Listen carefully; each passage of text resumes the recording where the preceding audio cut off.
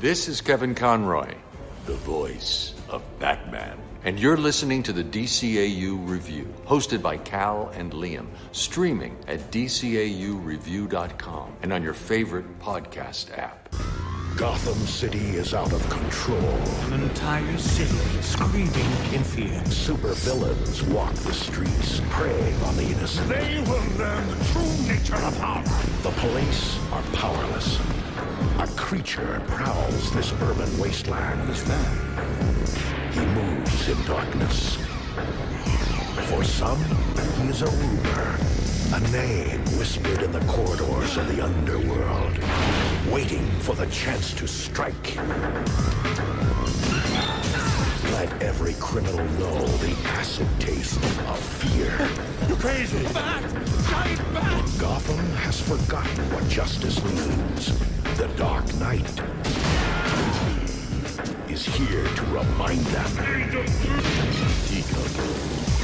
Who are you? Batman. Good guys wear black.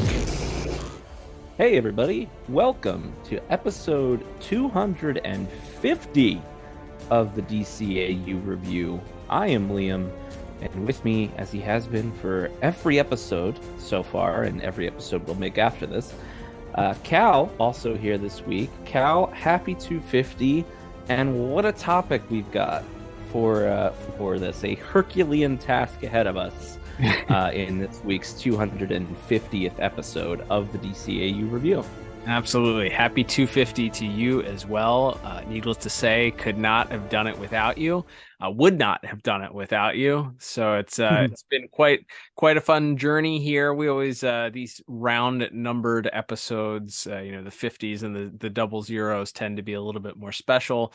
This last week, if you listen to the episode, wasn't one of our favorite episode reviews of all time, but definitely encourage you to check it out. We still had lots of fun with it. Check it out in the archives on your favorite podcast app. But we as we mentioned last week, we put the power in the hands of the listeners, and across three different voting systems. I'll just say it right now. There very well could have been ballot box stuffing. There wasn't a lot of checking to see if people voted more than once, but it was more on the honor system. Or actually, I think at one point we encouraged ballot box stuffing. So who are we to say if you did? But yes, across three different platforms of voting, both are on including our Twitter, our Instagram, and our Spotify. Winning this week was a Character Spotlight, DCAU Character Spotlight. And Liam, we've done DCAU Character Spotlights in the past, covered some heroes, some guys that you would probably know by name, but maybe not the layman. The person on the street may not necessarily know them by name if you ask them. But this character that we're covering today, I think, is universally known. I think if you were to encounter an extraterrestrial, they might even know who this is that we are covering today. A character well worth a gigantic landmark episode, such as our 250th. Absolutely, Cal. So as you could see, perhaps from the title of the episode that you clicked on here, we are in fact doing a character spotlight. This is volume 1 of a character spotlight on none other than the Clown Prince of Crime, the chief amongst all Batman villains, arguably perhaps the greatest of all comic book villains, one of the great villains in all of fiction, goes so far as to say, the Joker. And of course, specifically, we will be breaking down his DCAU appearances, and even more specifically, for this volume 1, we are picking every single appearance that he had in the what is considered "quote unquote" the first season of Batman the Animated Series, meaning the first 65 episodes produced. And not every appearance is a full length episode, thankfully, because we'd be here for 6 hours with the amount of appearances he's had. But it's still quite a few episodes to get through, Cal. Can't wait to do that. And this character spotlight, of course, is brought to you as it is the Pod Tower YouTube channel. had to work this in somewhere because we don't have a synopsis to read. That the Well Pod Tower done. YouTube No, channel. well done. Yes, I agree. Good job, me. We have, of course, this episode is brought to you by the Pod Tower YouTube channel. You can head to youtube.com/the Pod Tower, and you can find episode we've ever done, as well as content from several other DCAU content creators. And you can go ahead and subscribe there. We would appreciate it. It helps us out and helps out some other folks as well. So without further ado, Cal, as we always do when we do one of these character spotlights, at least for volume 1, we look a little bit at the character's back, spend a lot of time, because again, we have so much to get to with this Joker, but it's a landmark episode. So obviously the Joker created originally, and I was reading about this. I think this is one of those stories I knew and then forgot and then learned again about this week, which is that while officially there are kind of 3 people, Joker, Bob Kane, of course, the creators of Batman, also credited with creating the Joker, as he appeared first in Batman #1 in 1940. But there's also a gentleman by the name of Jerry Robinson who has somewhat disputed claims to the creation, or at the very least, maybe came up with the name and maybe the signature sort of gesture card that we see not only in Batman the Animated Series, but in a lot of adaptations of the Joker. But regardless, we have 2.5 to 3 men to thank for the creation of this character. Of course, a big inspiration for that was actor Conrad Veidt in the movie The Man Who Laughs, which if you just Google Conrad Veidt Man Who Laughs, you will immediately see why that is. But so back introduced to all the way back in briefly back to the creation of the characters you mentioned. Bob Kane, of course, never known for stealing credit for something that he didn't create on his own. Yeah, it's hard to believe that he would take credit or not give credit to somebody for something that he was helped with as far as creating. So it doesn't seem too far out of left field that Mr. Robinson may have a case here that that a jury would at least consider. Absolutely. And so from there, 1940, the character would appear in dozens and hundreds and probably thousands of comic books since then, as well as several live action appearances and tons of other animation appearances, several live action movies, all the way through to the character getting his own movie in 2019, which won the actor of that film, Joaquin Phoenix, an Oscar. So yes, suffice to say, the Joker is almost has his own pop culture stratosphere that very few characters do. Absolutely. And it's amazing because technically he's a character that's a supporting character or an antagonist to the main character of the story being Batman, but yet he's become so large in and of himself that he's his own franchise now. I was going to say, how many there are. I don't think there are any other DC Comics villains that have had their own movies. I don't think that there are any Marvel comic movies that are Marvel comic characters. I guess you could argue that Venom is a villain, but he's more of an anti-hero. But there's really, I don't think that you could come up with another villain that has carried his own movie, feature-length film, one that was, I believe, Oscar nominated and Oscar winning. So that's some pretty rare air there. He's a party of one, pretty much. Is the Joker in that case. That's right, and so that brings the meat of this episode, which will be, of course, looking at every single appearance of the Joker in the first season of Batman the Animated Series. We'll also speak, of course, about his voice actor, his theme, and how that informs the character as well. And then towards the end, we might touch briefly on some tie-in comics and toys as well, though the majority will be saved for a volume 2, 3, 4. The Joker is one of those characters. It's gonna have a lot of volumes for these character spotlights. But kicking things off in production order, Cal, the first episode produced featuring the Joker was the very second episode of the series, that being Christmas with the Joker. It is by many an absolute classic, considered by both of us, despite maybe some subpar animation. But it is one of those iconic episodes when people think fondly back on Batman the Animated Series. This is one of those episodes that usually comes up pretty quickly.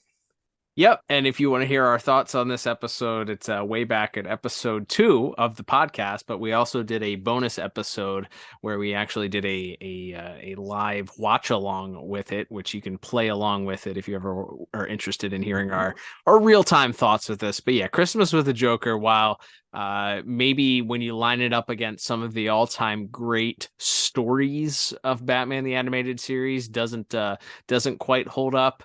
I think there are multiple factors that lead it to be something that holds a near and dear place to many a Batman the Animated Series fan, including us.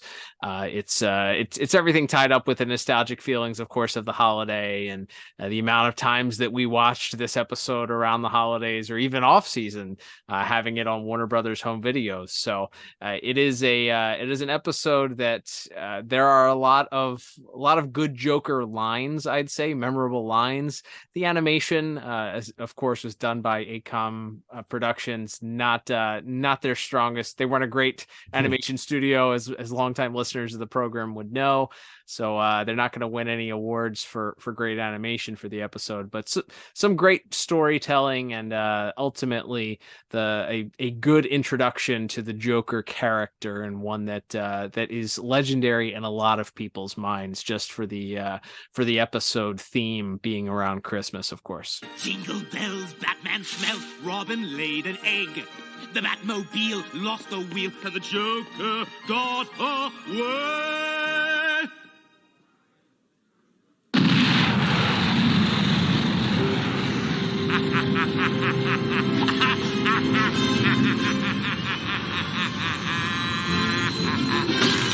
Crashing through the roof in a one-horse open tree, busting out I go, laughing all the way.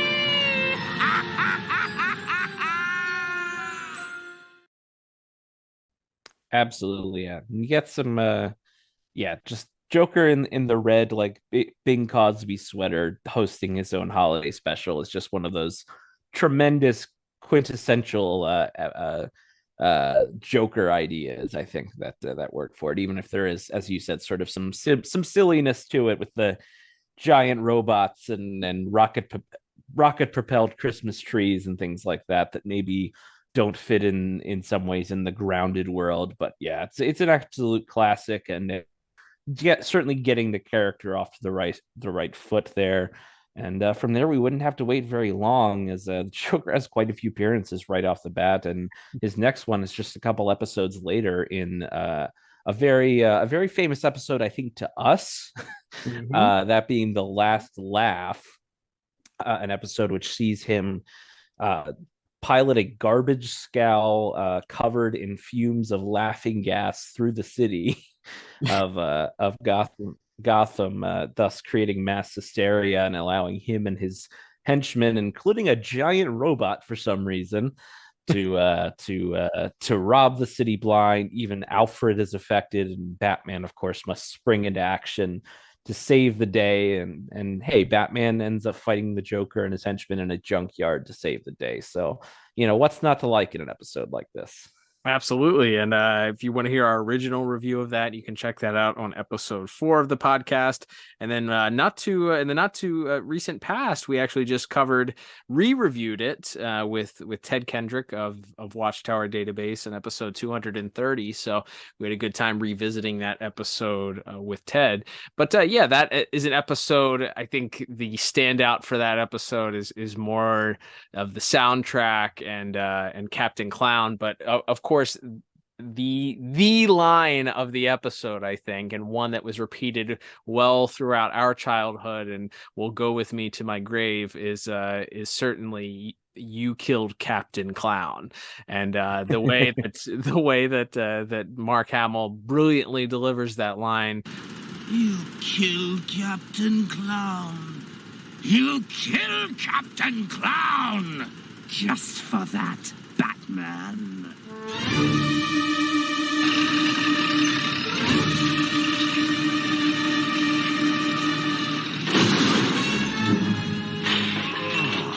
Hey, Batman! You stink so bad I can smell you from here! You! We'll get into, of course, some of his delivery of lines later on as we talk about him. But yeah, that whole line there sort of just makes the entire episode. Doesn't make a whole lot of sense. His plan doesn't quite line up with logic. It's the Joker, though, so I guess it doesn't really have to make sense. But there's a lot of back and forth of quips between Batman and Joker in that episode. And there is some great comedy. I love when he drops the pile of trash on Batman and he just talks about how much he stinks and as he's riding away down. So there's some good memorable back and forth banter between Batman. But of course, once again, as we mentioned, I think when we covered it with Ted, for these first two episodes, the Joker has to be saved from falling into some boiling hot lava or fire. Batman has to rescue him in the end, and that's how he's sort of foiled. So there was a theme that was developed there in those early episodes. There wasn't a whole lot of violence between Batman and the Joker, but they were still finding their footing, I guess. Absolutely, and there's a couple more appearances in the very early going here. One being a very brief appearance in a dream sequence in an episode called The Forgotten, where an amnesiac Bruce Wayne has sort of a dream of his past, and as he's looking around and sort of one of the Bruce Wayne starts laughing maniacally and then transforms into the Joker. It's a fun sequence, but we'll move on there to Be a Clown, which is another early episode of the series. In this one, the Joker is sort of incensed because Mayor Hill has the temerity to go on TV and actually compare Bat and the Joker together, saying that they're both bad for the people of Gotham, and in fact they're equally bad for the people of Gotham. There are just a few rotten apples giving an otherwise peaceful community a bad name. Do you include Batman in those rotten apples, Mayor? Absolutely. He and criminals like the Joker are cut from the same cloth. What? Compare me to Batman? I got more style, more brains. I'm certainly a better dresser. Furthermore, I intend to run every one of these costume freaks out of town and make all of Gotham City as safe as my own mansion. Oh, really? Well, we'll just see how safe your mansion is, you babbling bonehead. And so the Joker sets off to prove that wrong by posing as a birthday clown for Mayor Hill's 53-year-old son, Jordan, with his receding hairline. But he ends up performing, and he thinks he's gotten away after leaving a dynamite birthday cake. But little did he know, of course, he had a stowaway, as Mayor Hill's son has decided that he wants to run away and become a magician, just like this fake persona that Joker has created, Jekyll. And so the Joker sets about sort of perhaps molding the young man in his image. And of course, Batman has to show up at this abandoned amusement park to save them. It's a very silly, simple, simplistic episode again, but there's some fun to be had here. Yeah, there is some goofiness. I think a lot of it plays out in the maniacal aspect. We kind of get a little bit of the darker edge of the Joker in this episode.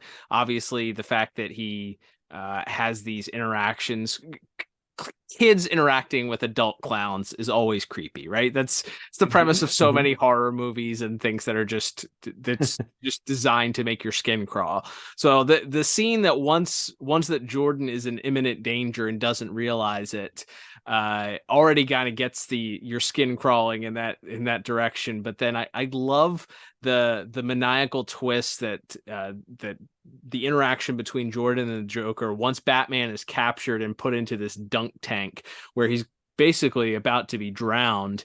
And the Joker has this conversation with Jordan, who's like, "You're going to kill him. He's going to die." And Joker's like, "Yeah, that's the point." And you get that reveal of just how, like, what an evil clown. Like, it's not just goofiness and, tying people up in presents or, dropping trash on people anymore. He's actually quite evil. Like, he's bad. He's a bad man. So I love that aspect of the character, and that is sort of begins to unravel there. You get to see a little bit more of the killer versus the comedian in that episode specifically.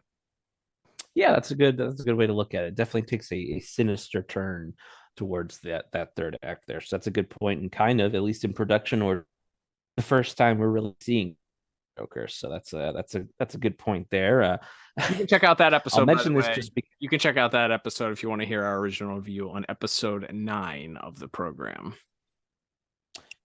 Yeah, I think that's a really good point there of a fun little wrinkle there to see the first time we see the more sinister side of the Joker in that episode. Moving there, I will mention this because I feel like this is one of those things, if I don't mention, somebody will pedantically mention it to me. He's on a poster in the background of "I've Got Batman in My Basement." So there we are. We mentioned it. Yeah, sure. That's some DCAU wiki trivia for you right there. And from there we'll move on to an actual really fun episode to talk about, that being Joker's Favor, which obviously maybe now is best known as a trivia question because it happens to feature the first appearance of Harley Quinn, who would become, not only an important character to the Joker's story, but then her own character in her own right.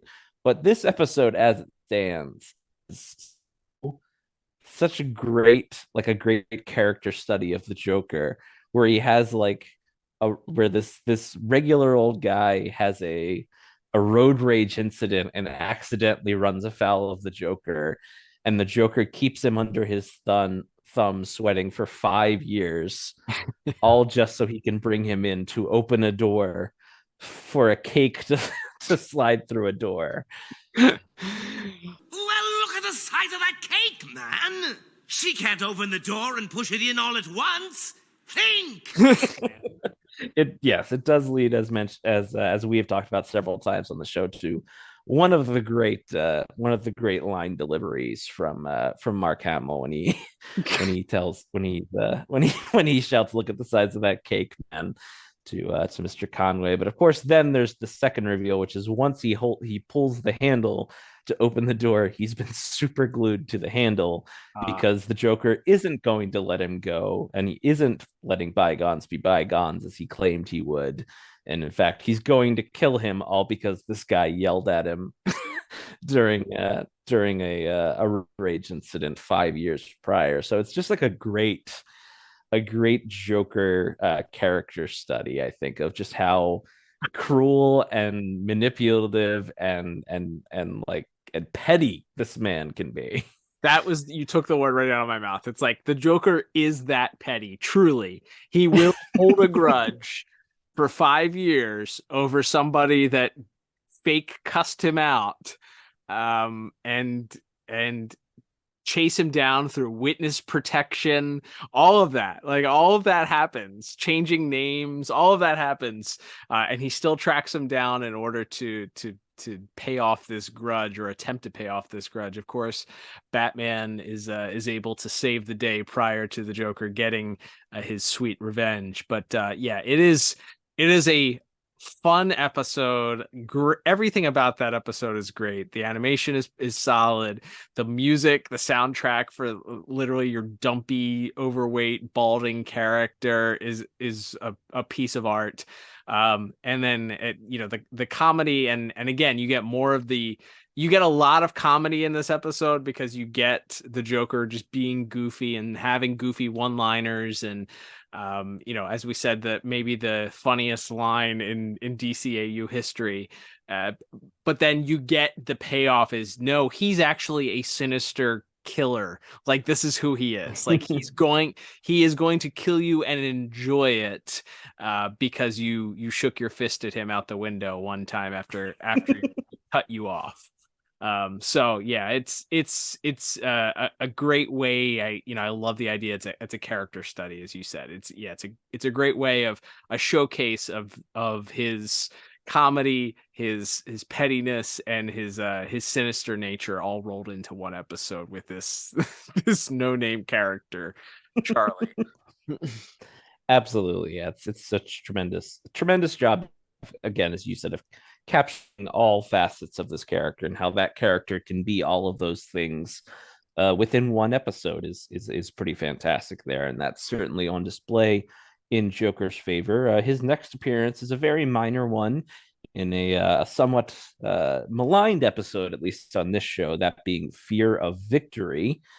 Dollar in the bad episode jar. But I will mention this. The only reason I want to talk about the scene is there's an image that is like one of the most, I think, remembered images of the Joker from this series comes from this episode, which is Batman and Robin are in Arkham Asylum looking for Scarecrow, and he walks past Face and Ivy and Joker's cell, and we see this shot of the Joker, and he pulls out a Joker card and he kind of looks into the camera while he's holding up the card, and that shot is pretty iconic, and it comes from this random Scarecrow episode that he's barely in, but I thought that was worth noting for that reason.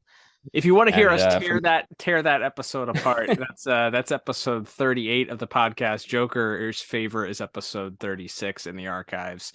But yeah, that Fear of Victory, not one of those episodes that we sometimes sit back and scratch our heads. A lot of people like that episode. It is not when you look at it through a critical lens.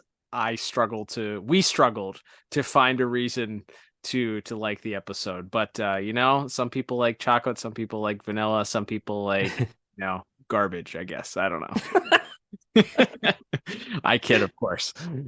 Yes, that's right, but worth mentioning there. And then just a couple episodes later, another Scarecrow episode features yet another dream sequence cameo or fear toxin induced as Batman is deep in the bowels underneath of Arkham Asylum, looking to stop Scarecrow from poisoning the water supply. And as he is making his way through these caverns underneath the asylum, he has visions of not only a Robin and Alfred, but also pretty much every one of his major rogues gallery. And of course, we get this pretty fun sequence where a rat slowly transforms into the Joker, and then the Joker transforms into the other villains from there. But it's a very trippy sequence, but that rat with the Joker face is pretty iconic, I think.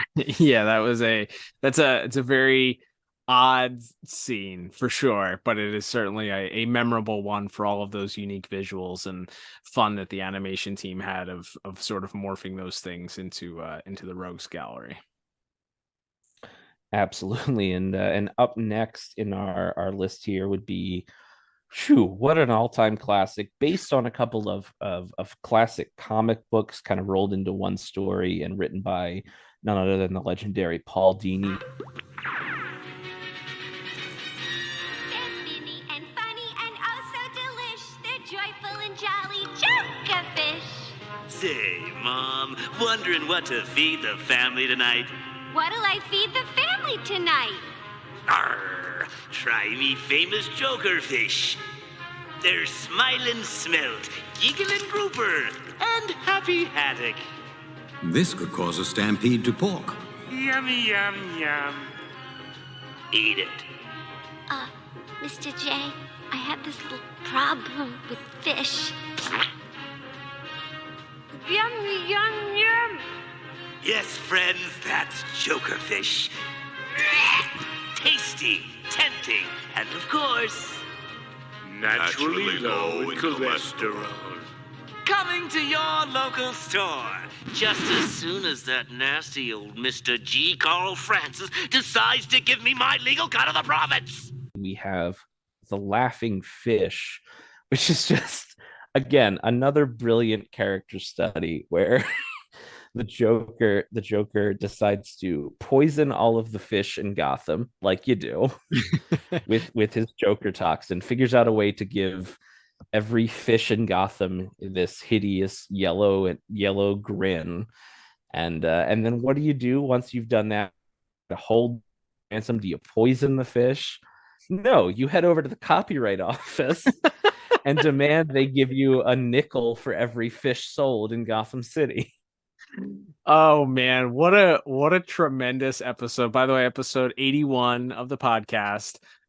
This episode is in our podcast history in rarefied air because it is one of the very few that has a perfect 40 out of 40 score from one of us. It was a top pick for both of us, which means anything that totals over 36 and above, we count as top picks. This was a 40 out of 40 for me, 38 out of 40 for you. So both of us really enjoyed this episode. There's so much to love about this classic, Paul Dini humor, some great comedy that occurs from the Joker, great one-liners, great acting, some just absolutely ridiculous Joker stuff. Of course, as you mentioned, the idea, you're so used to having these grandiose like city ending, or not city ending, but city affecting the entire city, world ending plots that the Joker is behind.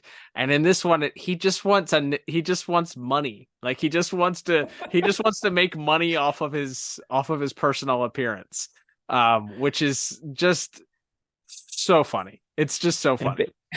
And then basically makes it his mission in life to terrorize random clerk at the copyright office when he tries to explain that no one can copyright fish because they're an animal.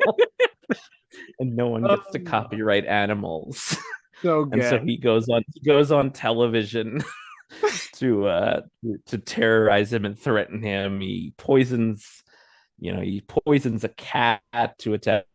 Was it the governor or someone in that episode? Like, there's a lot of weird things in that episode that the Joker does. And also it's a great bit because you have Joker interacting with this sort of very sheepish copyright clerk. You have some great back and forth with him and Harley in that episode, including him making her eat fish even though she hates it, and it culminates with Batman riding a shark. Yes.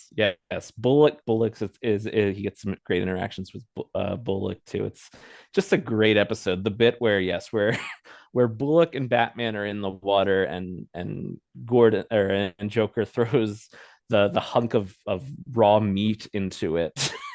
Or he gives it to Bullock and shoves him into the water with Batman and this shark. And then we just keep cutting back from the action, the underwater superhero action. But then we'll just cut up and we'll just see Joker looking and pointing and laughing at whatever's happening in the water. Like, it's such a great bit. Like, it's almost a Looney Tunes cartoon. Mm-hmm. And then to end that episode, we actually get one of the more violent fights, I think, in the whole, at least this whole first season, where the Joker, not only is there some fisticuffs, but the Joker's wailing on Batman with a wrench, and we get some pretty visceral physical violence in this episode. So again, as a lot of as maybe is in common with a lot of these episodes that we're praising in this list so far, it's a good way of showing the dichotomy of how silly this character could be, but also showing how vicious and mean and vindictive he can be at the same time. So just an absolute masterpiece, and definitely another one of the short list of episodes that I think anyone that's watched the series will probably end up mentioning this episode. Yeah, it's an all-time great. I think it's, when all is said and done and we've done a review of each of these episodes, I think that's going to be one of the ones that really stands out as just it's an all-time great. It's another great Joker episode too. If you were just showing somebody like the highlights of the Joker, I think that's definitely in discussion for at least top 5, if not top 2. Absolutely.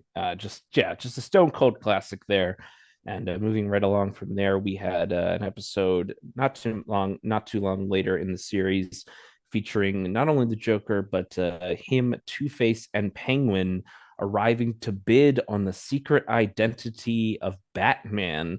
That, of course, being in the episode The Strange Secret of Bruce Wayne.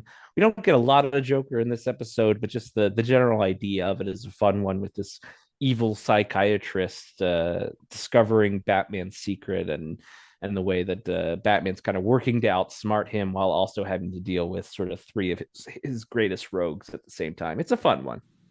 500,000. Poof. Chicken feed. I'll bid $1 million. 2 million. I have 2 million. Do I hear 3? Hold it, hold it, hold it! Get out of my face, clown. Which one? Gentlemen, it behooves us not to fight amongst ourselves. Well put, Sardine Breath. I think we should pool our resources on this. $51,240,685 and 53 cents. Sold. Yeah, I think we get the joke. Isn't that where the Joker pilots the plane? Also, we get him in like a pilot jacket, Yes. pilot hat. Also, He has like the end. bomber jacket and and the scarf. so good. Yeah, there's some good interactions between him. With anytime that you get multiple villains interacting, I think on the show is fun. This one was particularly funny because you had Two-Face and the Joker and the Penguin all interacting together with Dr. Hugo Strange. So there's some subtle comedy there, some interactive comedy that you don't typically get characters playing off of one another, and then as I mentioned at the end, we get some Joker again, his sinister side, once he realizes that Hugo Strange is trying to take off with the money, that he's going to enact some revenge against Doctor Strange at that point. So that's episode 91. If you want to check out our review of that one in the archives, that was a double feature with the Cat Scratch Fever. So you might, if you're only interested in that part, which I don't blame you. You might want to fast forward halfway through it. But that's not a ton of Joker in that episode, but the little bit that you get is certainly plenty of fun. Absolutely. And from there we move on to another memorable episode, though one that is, if memory served, let down by the animation studio that produced it. It's the episode Joker's Wild, which features a very memorable plot where a casino is opened in Gotham City based on the Joker. There's Joker statues and a Joker mobile, and all of the waitresses and card sharks are dressed like the Joker and Harley Quinn, and the Joker is so furious that, again, he's a very profit-driven man, as we kept to find out across these episodes, and he is furious at the idea that this random casino tycoon is making money off of his good name. And so he does what anyone would do, which is break out of Arkham Asylum and go about planning on blowing up the casino on opening night and killing everyone inside, only to find out, thanks to Batman alerting him to it, that's sort of the plan all along, as casinos tend to be money losers sometimes, and this one has been set up for the Joker to destroy, so that they can collect the insurance money, which sort of sets up a final confrontation between Joker and the casino's owner in a helicopter that also, of course, involves Batman. But it's a very fun idea for an episode, and other than the visuals, it is a fun episode. But it's I think maybe the most memorable thing is the Joker tower that's doing like the robot laugh and spinning around. Yeah, there's I think as a kid, I remember really liking this because the idea of a Joker themed casino, like not really fully grasping what a casino is, but realizing that like everybody in the casino is either dressed like him or Harley. There's Joker slot machines. There's this Joker mobile that didn't exist. So you have all this Joker themed stuff, and not quite connecting the dots maybe as a kid what what the whole plot was, or again, the whole plot revolves around insurance fraud. That's essentially what we're revolving this episode around for a 22-minute kids cartoon. Go figure. But yeah, it's looking back at it, there's a lot of visuals to enjoy, but the animation ends up letting it down a little bit for the episode. But yeah, I think the best, one of the best gimmicks is when he puts Batman on the giant Joker poker. It's like a roulette wheel, and throws a grenade in there. That's a great bit.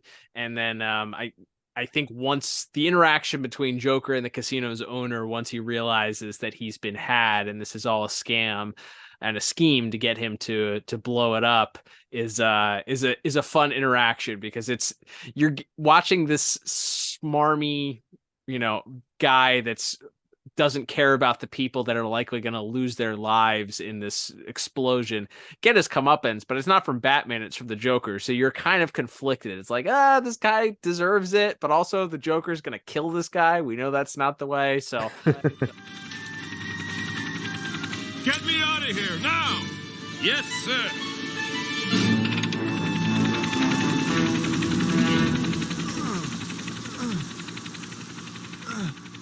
What happened?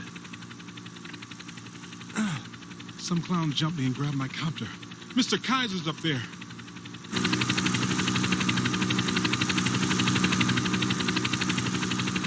What are you circling for, you fool? It was a scheme worthy of me, Kaiser. The way you got me riled up and turned me loose on this place. You were supposed to destroy the casino. Yeah, but then I realized it'd be more fun to get rid of you and run the show myself. But you can't. Oh, please, Mr. Kaiser. You, of all people, should have realized there'd be a Joker in the deck.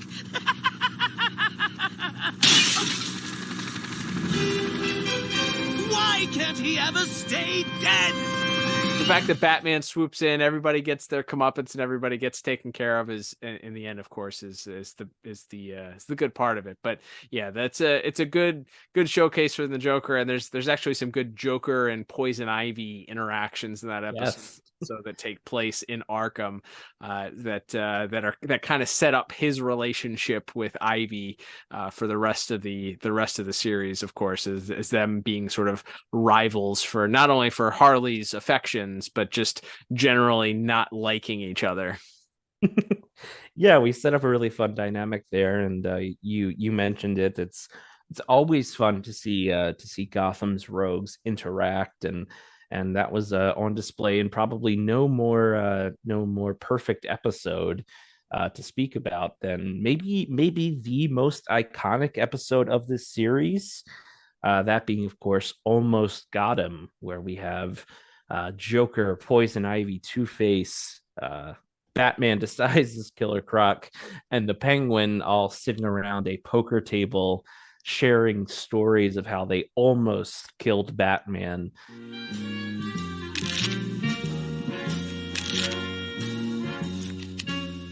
I want a nice, clean game, gentlemen. That'll be a first. So, I hear you know who nailed the Mad Hatter last week. No kidding. He sure gets around for one guy. Yeah, well, that's where you're wrong. I don't think it is one guy. Huh? Way I figure it, Gordon's got a bunch of them stashed someplace like a SWAT team. He wants you to think it's one guy, but... You're always seeing double. It's obvious our Cape friend suffered some crime-related trauma when he was younger. Perhaps an over-anxious mugger blew off a piece of his face. Sure. He could be all gross and disgusting under that mask. No offense, Harv. Just deal. Well, you know what I think? Not the robot theory again. Well, he could be. Hello, boys. And the Joker kind of gets the biggest share of the time. It's only 22 minutes long, so these little vignettes are pretty short. But you get the Joker gets a a very fun segment where he sort of does like an evil Johnny Carson talk show segment, and complete with having Batman strapped to an electric chair, which is powered by laughter as he and Harley pump laughing gas into the studio audience. And of course, though he is thwarted by Catwoman, that sort of sets up the end of the episode for Batman to have a confrontation with Harley to save Catwoman. The Joker in that episode, and again, it's just so much fun seeing all these characters interact. Little bits there where he's like peering over Two-Face's shoulder, and then you see him slyly look down at Two-Face's cards and back up. Like there's so many little flourishes, or what they have these sort of POV shots where they're showing everyone's hands and their various cards, and you see the Joker just literally pull a card out from his sleeve and into his hand. Like there's just some really subtle, funny stuff that the Joker does in this episode. And then, as we mentioned, just a ridiculous, late night talk show parody where he's got Batman strapped into an electric chair. Like it's such a hoot. Yeah, so many of the stories. By the way, you can check out this review. We did it with best friend of the show, Monica Kubina, back on episode 131 of the podcast. Well worth a listen there, because you get not only our full breakdown, and Monica gives her own scorecard for the episode, but just some great insight from Monica on artistic choices and colors and all that stuff. It's a great listen. If you haven't checked it out, definitely worth a listen in the archives. But yeah, so much fun about that episode. Is even though the Joker isn't the center, he isn't the central figure, because you have almost, I think, two of the stories take up the majority of the runtime. The Penguin story, the Two-Face story, those take up a pretty big chunk of the runtime. Even the Poison Ivy story adds some more stuff in there. So the Joker storyline, while it is maybe the most interesting visually, because it's all done in black and white, which is a fascinating choice that they made. And it's not, he doesn't quite get comeuppance at the end, because Batman is able to escape with the help of Catwoman, but we don't really see what happens at the end there. The Joker does add his 2 cents to everybody's story. He makes sure that you don't forget that he's sitting at this poker table. So you get lines, as you mentioned, the little subtle things that they did. They peer over the shoulder and you can see what cards he has in his hand. And then they cut away and they cut back and he has different cards in his hands after he's looked at Two-Face's hand, as you mentioned.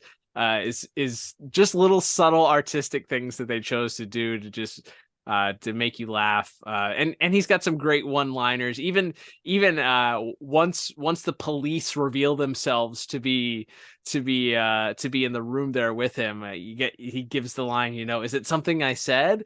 As they've all pulled their guns on him. So yeah, it's a memorable episode by itself, but of course you couldn't have a round table poker game of Batman villains without his main adversary. Absolutely, yeah. It's a great episode, and there's even a fun little meta line in there about Joker kind of scoffs at Poison Ivy using exploding pumpkins, which is it's a good little meta bit of commentary there, of course, because Mark Hamill also provided the voice of the Hobgoblin in the Spider-Man animated series that was running on Fox Kids at the same time. So a lot of fun. Like I said, it's not a super Joker centric episode, but there's a lot of nice little flourishes and bits in there if you're paying attention. And from there, speaking of an episode that he is not the star of, but he undoubtedly steals the show, the Joker appears in really just one scene in the episode, "The Man Who Killed Batman," another Paul Dini written episode. But my goodness, it's Mark Hamill's favorite scene he ever performed as the Joker, if that tells you anything. Where is he? He's never been this late before. There's a certain rhythm to these things. I cause trouble, he shows up. We have some laughs and the game starts all over again. Only now, thanks to you, I have this terrible feeling he's really not coming. Wee, look at all the pretties. Put them back, Harley. Oh, Mr. J is so such a kidder. You never could. I said put them back! Sure, boss, I can do that. This is me putting them back. No problema. Without Batman, crime has no punchline. As this sort of this no name low level mob grunt accidentally seemingly has offed Batman in an accidental explosion and begins to build a reputation for himself. The Joker runs afoul of him and decides he's going to have a eulogy for Batman as he brings the cape and cowl and puts it in a coffin with a "kick me" sign, and then decides to eulogize Batman in a way that only the Joker can.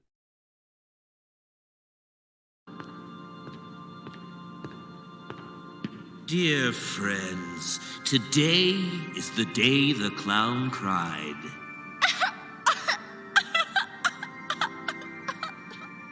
And he cries not for the passing of one man, but for the death of a dream. The dream that he would someday taste the ultimate victory over his hated enemy. For it was the Batman who made me the happy soul I am today. How I agonized over the perfect way to thank him for that. Perhaps with a cyanide pie in the face.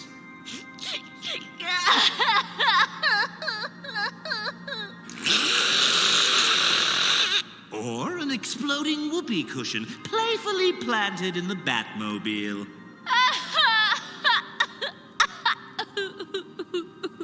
But those dreams were dashed by the Weasley little gunsel sitting there in our midst. The cowardly, insignificant Garneth who probably got lucky when Batman slipped on the slime trail this loser left behind him.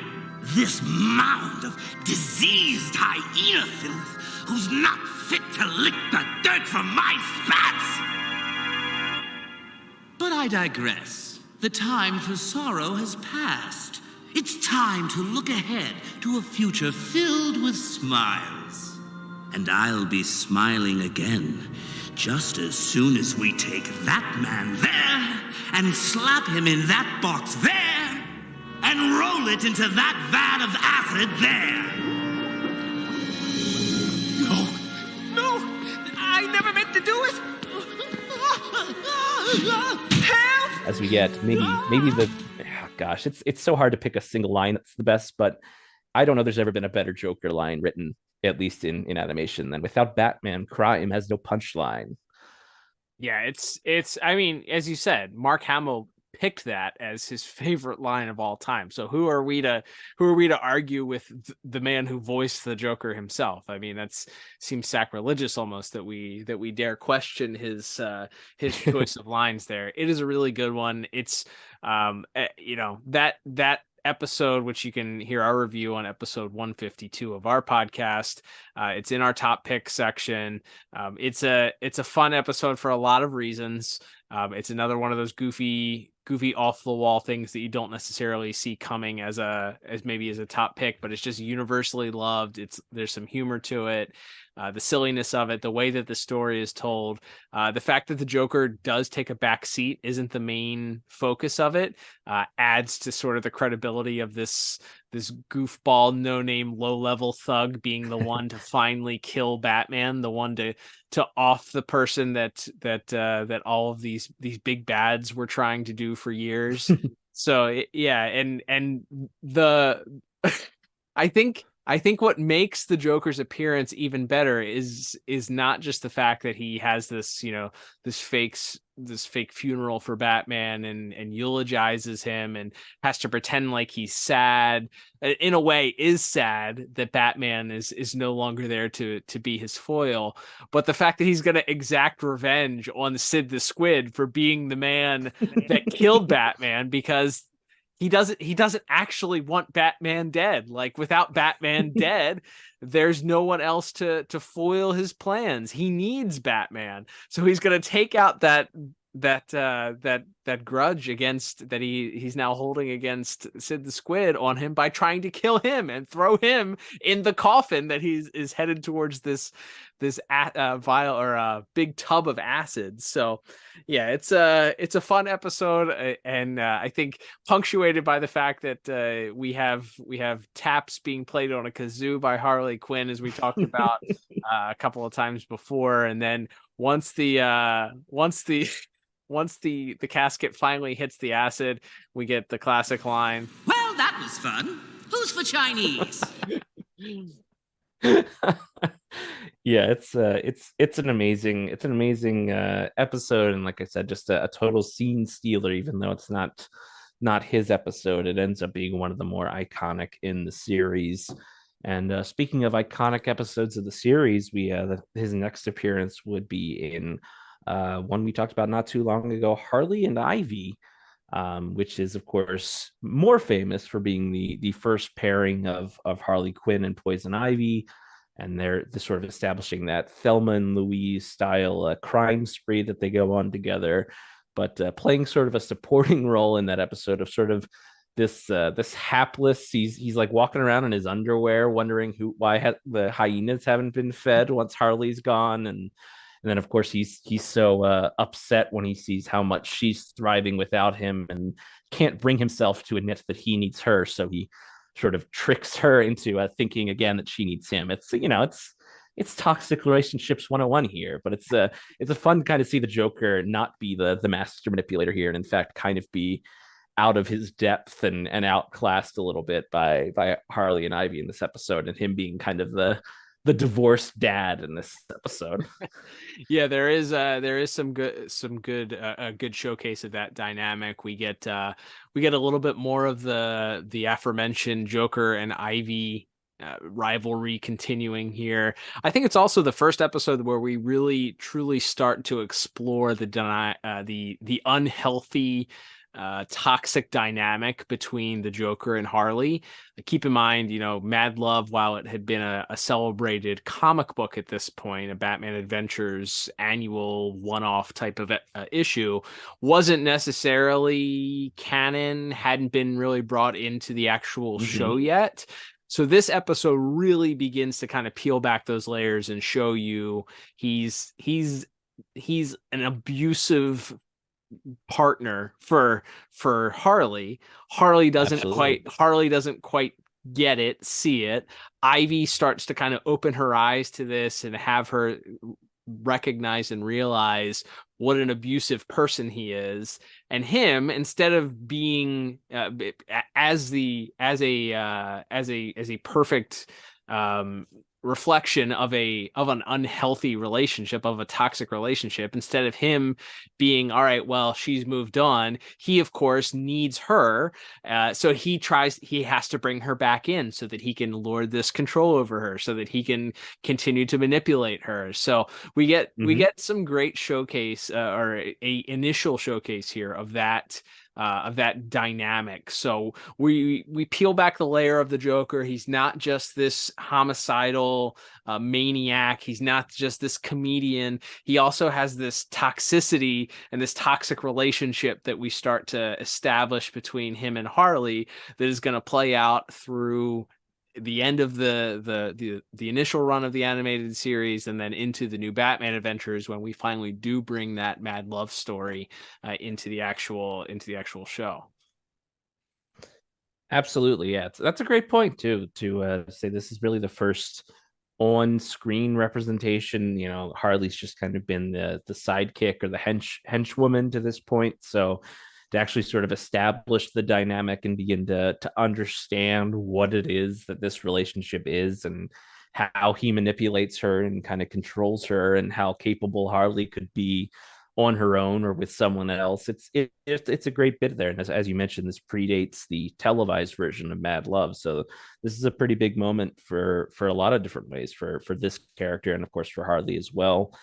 Yep. So it's a big one to. Yeah, if you want to check out that episode, if you want to check that up review from ours, it was episode 179 in the archives. But yeah, it's definitely an important one if you're looking back and trying to kind of figure out when they first started delving into that relational and again also the relationship between Joker and Ivy and Harley and Ivy. Mm-hmm. All of that sort of begins to get muddied in this episode. My, haven't you been the busy little bees? Puddin'? You were out, so we just made ourselves at home. Hope you don't mind. You found me! So much for self-esteem. I hope you realize we're on a toxic waste dump. I'd say you've got 10 minutes to clear out before the fumes do you in. She's right, boss. I'm feeling kind of sick. Hold it in, Rocco. I'm only staying long enough to collect what's mine. Hey! That's ours, you louse. Oh, Pammy, I wouldn't leave you empty-handed. Since you like flowers so much. Oh, Puddin', no! You can have mine. Oh, Red!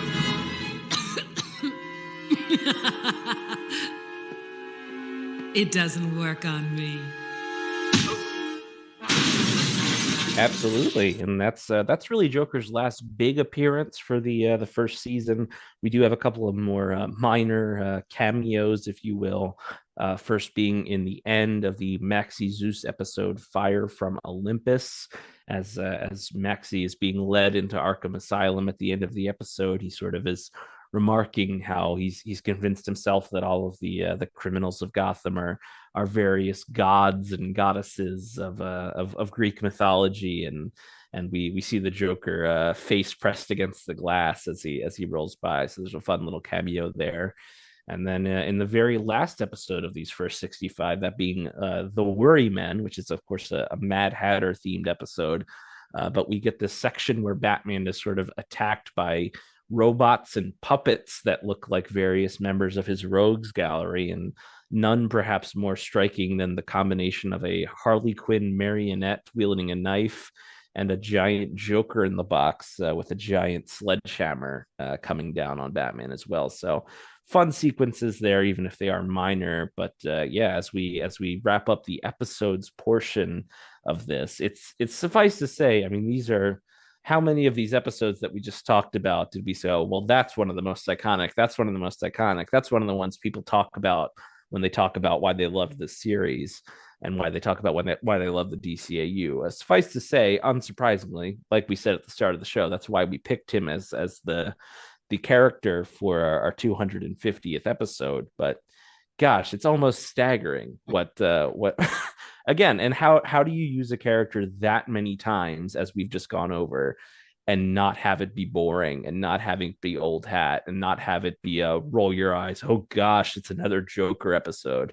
And again, that's a credit to Paul Dini and Michael Reeves and Alan Burnett and Bruce Timm and Eric Radomski and all of the other great writers and producers and directors who worked on the series.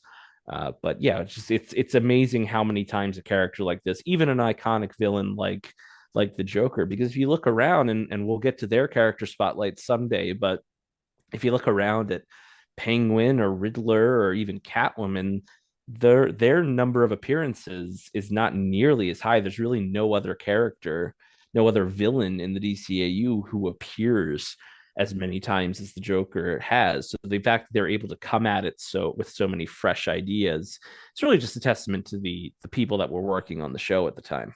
Yeah, they worked a great balance between overusing the character, overexposing the character. As you mentioned, there's I think maybe our initial thought when we started the podcast was like, man, we have a lot of Joker already. It's 8 episodes in or 9 episodes in, and we're on our 3rd Joker episode already. But they did a great job of sort of spacing it out for the rest of least the first season and the second season. He doesn't have a ton in the second season, but I think they ultimately did a great job of knowing when to use him. There weren't things that were repeated. It doesn't feel like we're watching the same character over and over and over again, do the same things over and over again. Obviously, as you mentioned, that's a credit to the writing. That's a credit to the directors of these shows, the Dan Rebas and the Bruce Timms and the Paul Dini's and the people that were responsible, for making sure that these episodes felt different.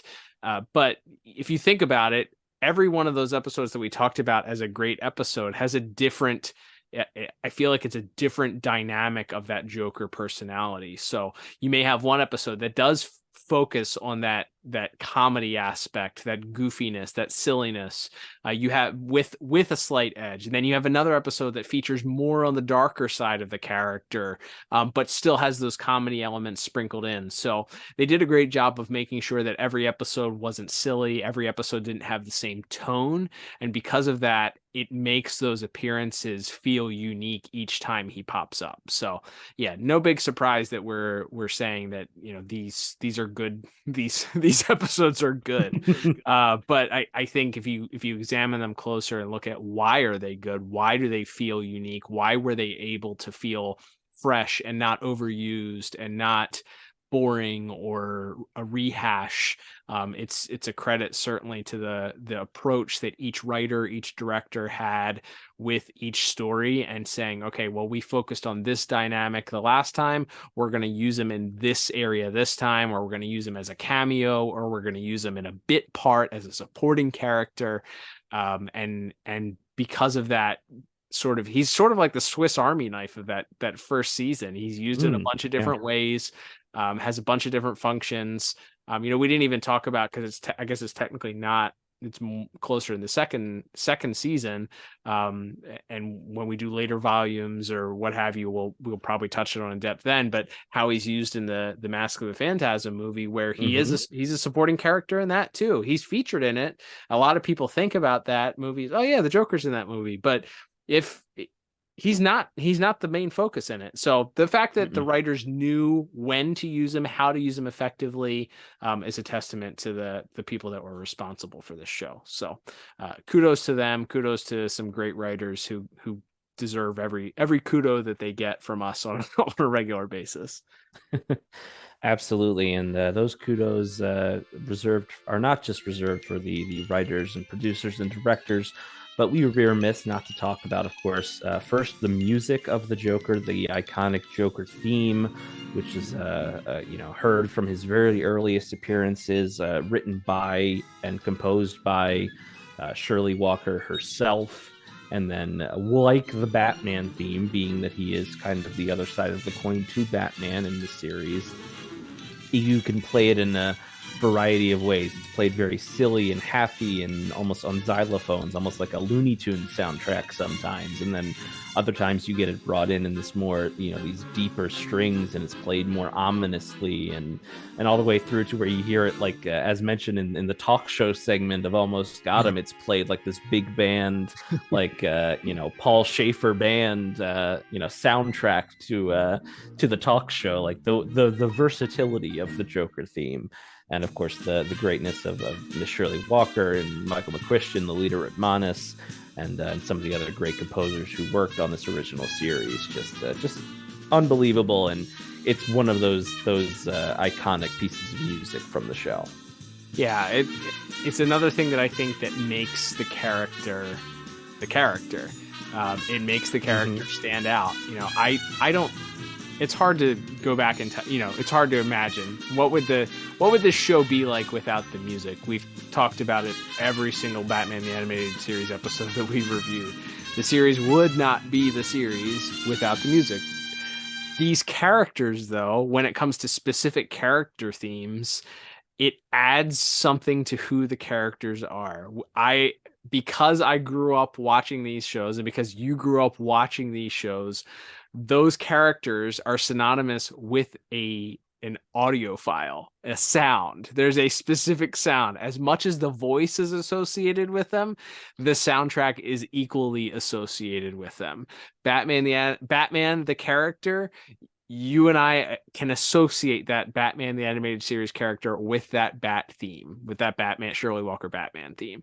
The Joker is no exception. It is his theme. It goes with him. It's hand in hand. It's poetry. It works together. It's Jordan and Pippin. It's, it's whatever other combination you want to use. It's peanut butter and jelly. It goes together, it works together, and it makes the other thing better. So I think it enhances who the character is. As you mentioned, that theme in particular, the different ways that they were able to use it, whether it's a transition into a scene, thinking about the last laugh, they use it sort of as a transition into a scene as you see this weather balloon floating past, and that, as you mentioned, the big band from the Almost Got 'Em. I think we may even get some like organ type played later on in the Man Who Killed Batman. You get just that theme played in a variety of ways also changes with the theme of the character, depending on what mood the character's in, what as we mentioned, what character trait they're sort of featuring for that episode or in those moments. It changes with them, sinister or goofy or happy, or it's just an incredible piece, and the composers that wrote these pieces around that specific theme did their best to leave their mark and enhance the character that we were seeing on TV. So yeah, it's an incredible piece. No matter which way it was played for the series, the character would not be the character without that theme. So it's a pretty important piece, to say the least.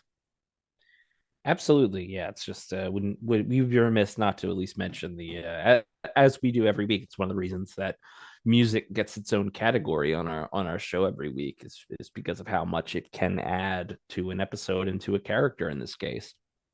So definitely wanted to give them a shout out.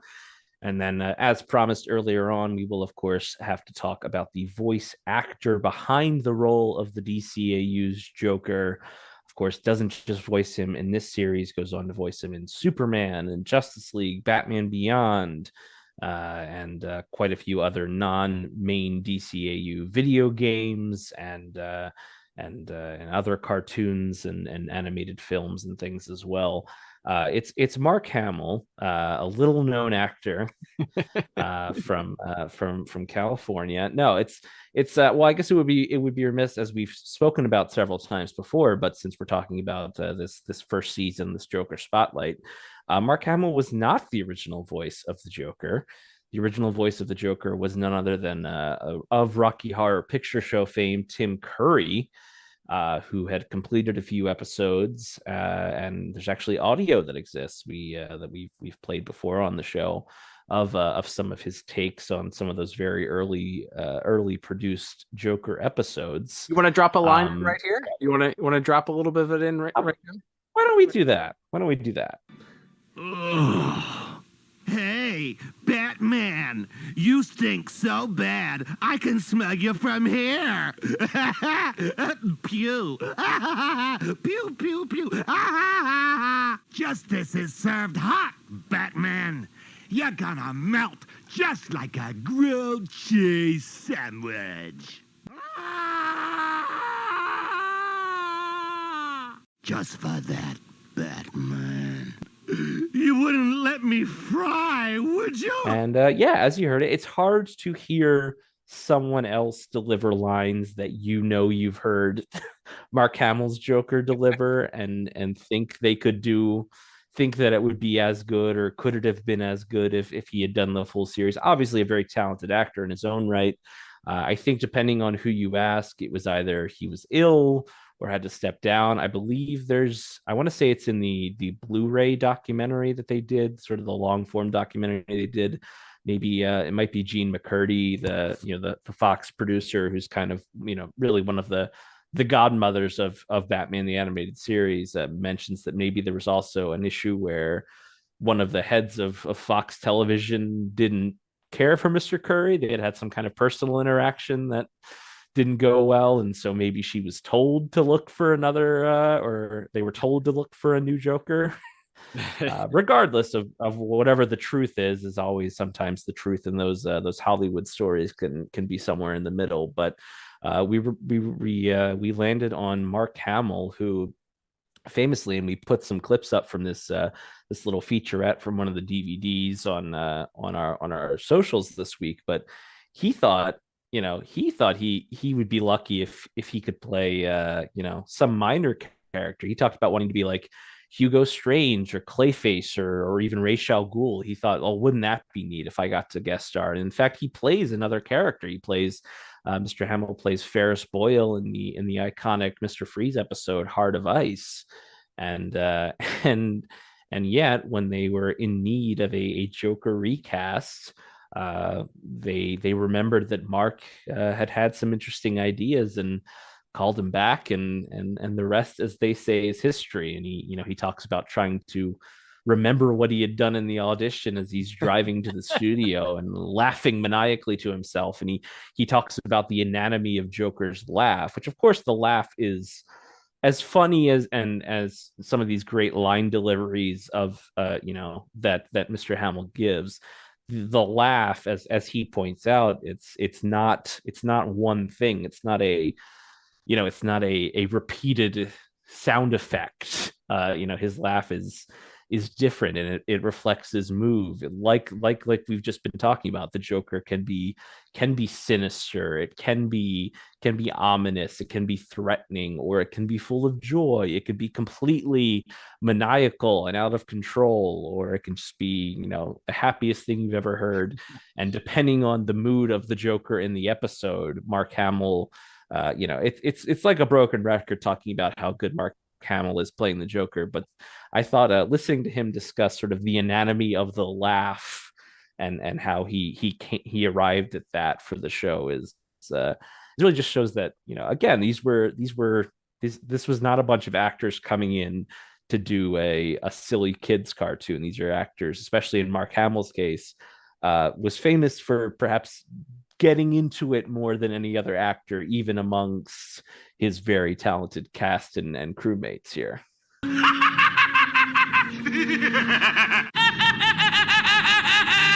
One of the things that informs the Joker is his laugh. And I remember reading the comic books, it was ha ha ha ha ha ha, but lots of ho ho hee hee ho ho hee. His laugh should be like a musical instrument. It should sort of illustrate his mood. It could be ominous and intimidating. It could be gleeful and with wild abandon. But I didn't want to just have one rote laugh. I was driving to the first recording session thinking, how did I laugh? I'm on the freeways in Los Angeles. No, that's not it. No, that's not it. Now, I'm sure no one in Los Angeles would look twice at somebody. Look at that guy laughing maniacally in his car. Yeah, I loved hearing him describe in that clip where he talks about the Joker's laugh is like an instrument. It can be played. It can be played happy. It can be played in a sad moment, a more menacing moment.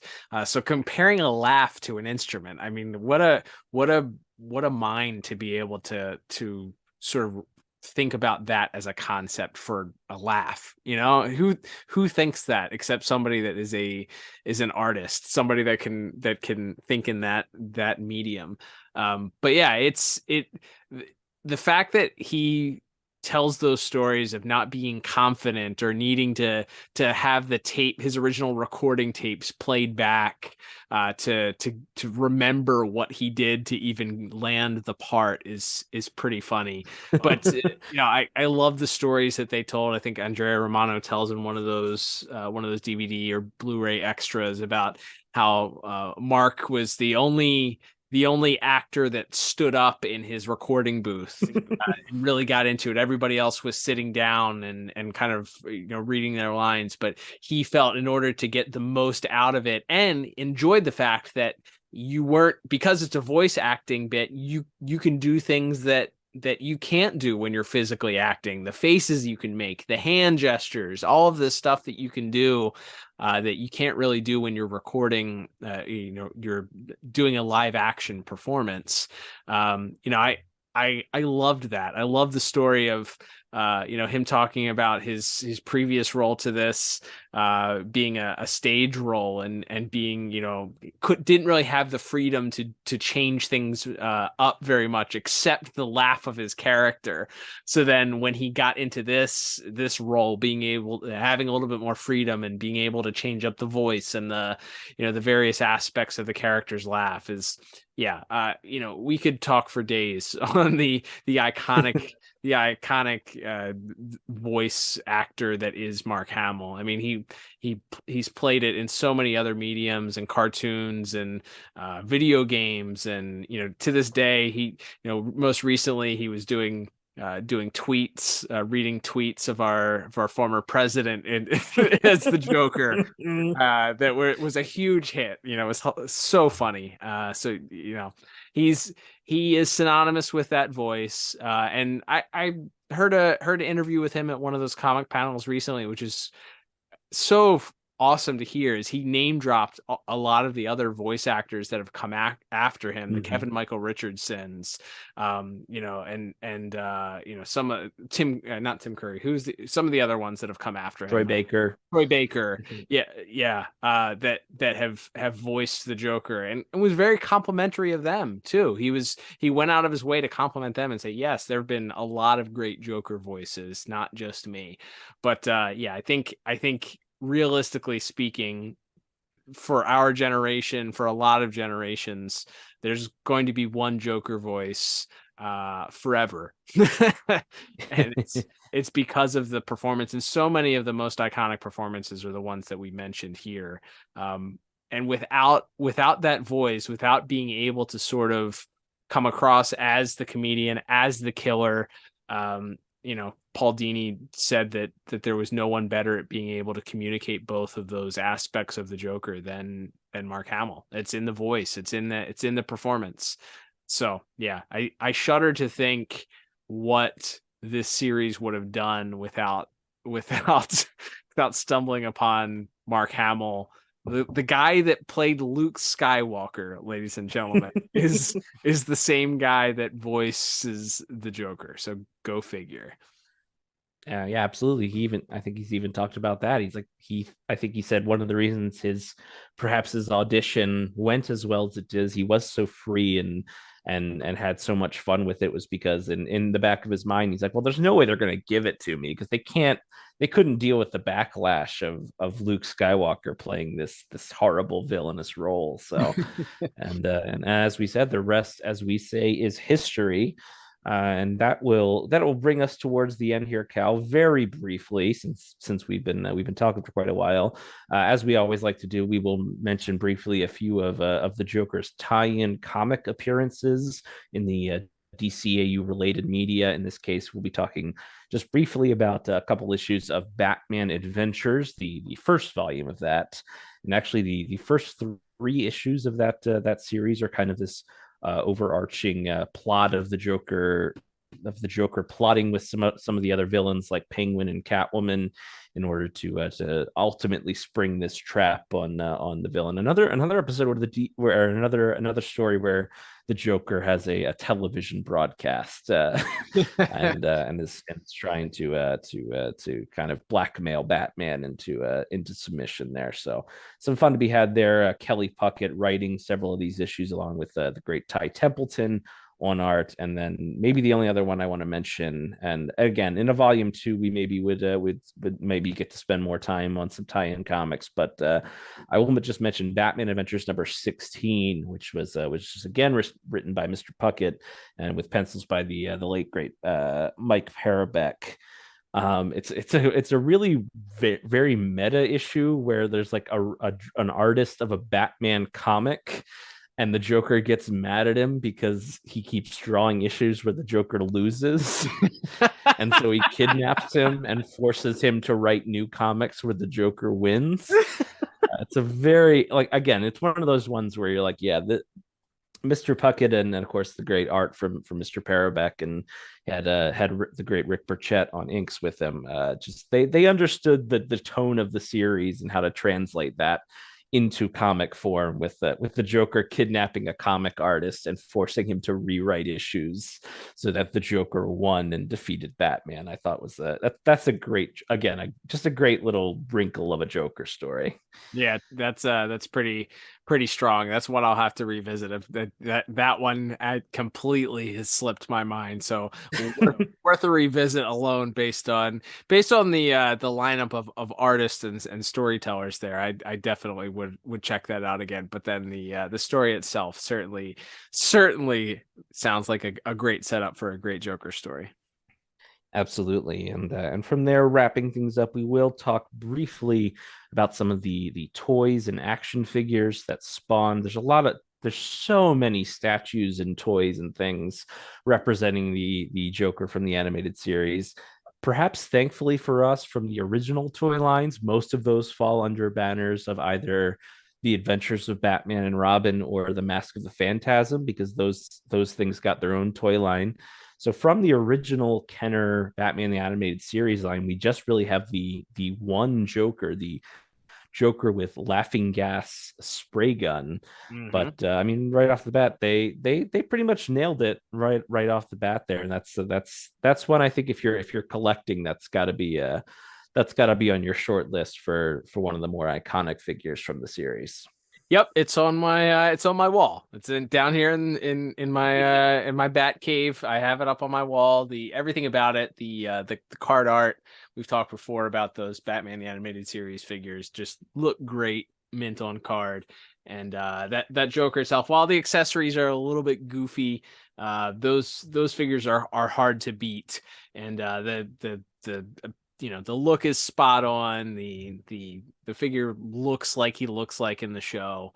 So it's a great piece, and one of those that isn't too expensive because I guess they haven't fully gone up in value, or there was probably a lot of them made. So it's an affordable piece if you're looking to start a collection, maybe just a piece or two, maybe get something signed by Mark Hamill if you have the opportunity. It's a good excuse to buy one of those if you find it for a reasonable price. Absolutely. And then I don't know if we can name all of the more recent the Batman the Animated Series figures, the DC Direct / collectibles. We actually did an entire bonus episode a few years back just going over these incredible DC Direct Batman the Animated Series and New Batman Adventures figures that they did. But the Batman the Animated Series sets, the Joker, we have an original Joker release. We have him in his Christmas with the Joker outfit. We have an expressions pack with a bunch of alternate heads making different faces. We have is there one of him in the hat and coat as well? Yep. I think. Yep. Just every unique Joker look. I think even one of the heads in the expressions pack is Jekko, right? Yes. Is there a Jekko face? Well, no, that's with the Mondo figure that just came out. I don't think they. Okay. The expressions, though, the expressions pack, which I think is a little bit more on the expensive side, but they have since released re-released the figure with some of the expressions heads.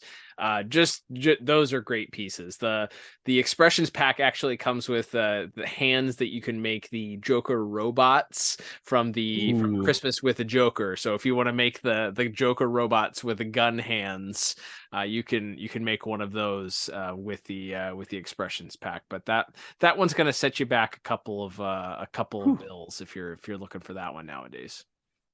Absolutely. And then of course, as you mentioned, that incredible Mondo figure, which is just so detailed and incredible. There certainly will be an Instagram and probably some Twitter posts with shots of all of these. So y'all can head to @DCAU Review on Instagram if you want to have a visual aid for this section. But yeah, that's one of the great Batman the Animated Series figures ever made, is that Mondo Joker. I think is just absolutely incredible. they continued to outdo themselves. You know, the Mr. Freeze that came out is what I thought was one of the best action figures ever made. But then this Joker, when I finally got it in hand, I was like, it won't be that. It's not going to be that great. But boy, oh boy, it is it's a gorgeous piece. And it comes with a bunch of accessories. It's essentially a Hot Toys version of a Batman figure, so Batman the Animated Series figure. So it's extremely posable. Got all these different hands and things that you can shove in its hand. It's got the stack of dynamite with hooked up to the Joker head that he places on Gordon's lapel from Joker's favor.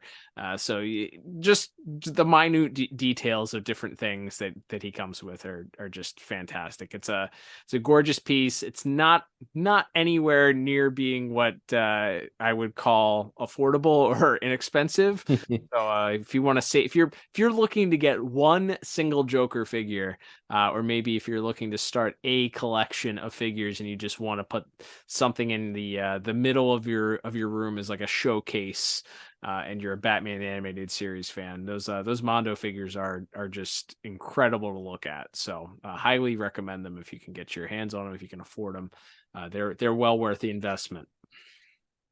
Absolutely. So suffice to say, there's, like we said, we'll perhaps try to cover some more of the merchandise, the statues, and some of the figures that fall under the other show and movie banners when we next meet you sometime in the future for volume 2 of a Joker character spotlight. But as much fun as this is here, Cal, I think it's time to wrap us up for volume 1.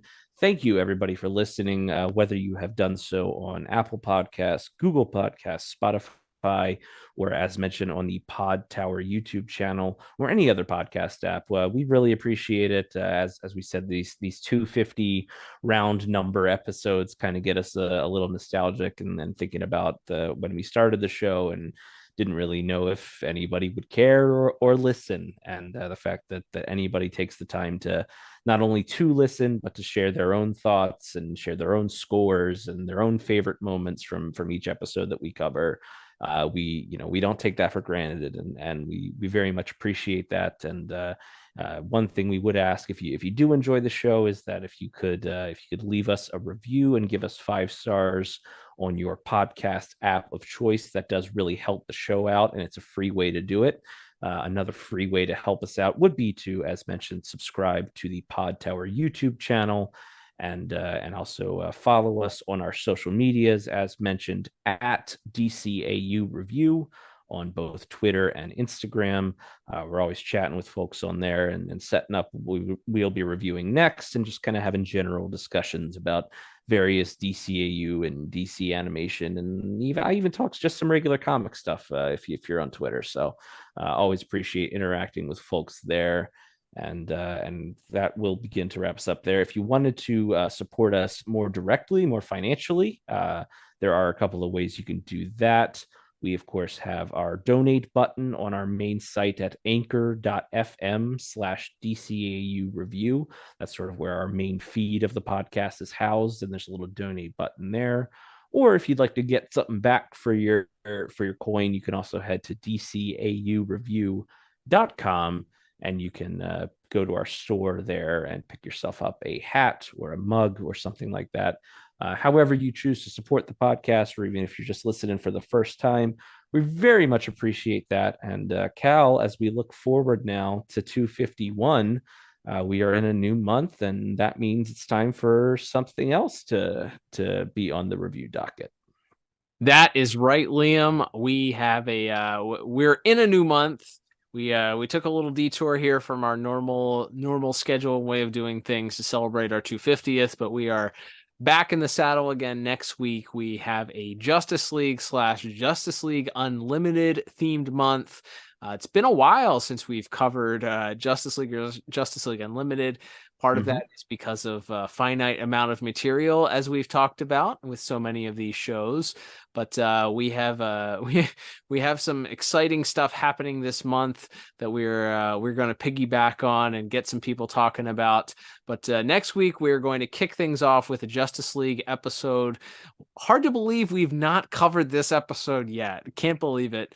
But we will be covering parts 1 and 2 of The Secret Society next week. A great Justice League episode, one that I can remember I have some nostalgic feelings about, discovering that our grandfather had taped on VHS, had never seen it before.